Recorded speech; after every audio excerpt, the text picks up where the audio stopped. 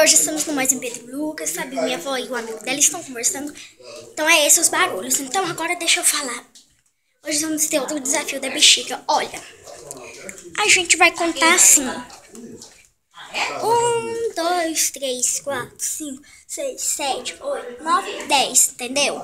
Daí o que der 10 vai levar, tcharam, uma bexigada que eu vou estourar. Então, vamos lá. 1, 2, 3, 4, 5, 6, 7, 8, 9. Ai, cai! Vamos começar pela menor, gente. Menor. Peraí.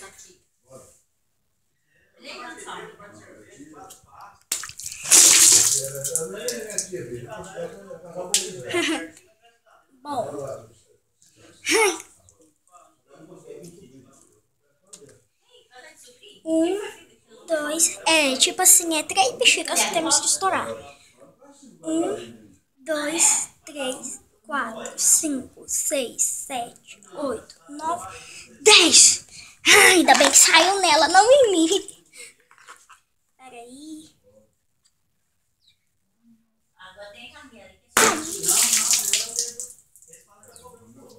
Tomou, Merlia.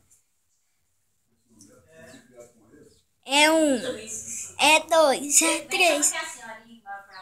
É 1, 2, é 3, é 4, é 5, é 6, é 7, é 8, é 9. Ai, é 10. Peraí, gente. Eu vou dar uma pausinha aqui rapidinho. Ai, meu Deus.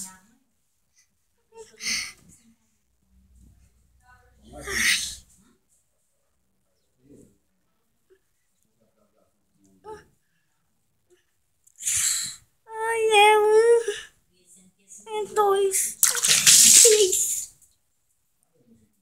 Então é isso, gente. Ó, ficamos todos molhados, menos esse tchim-tchim. Bom, então é isso. Espero que vocês tenham gostado. Um beijo a todos.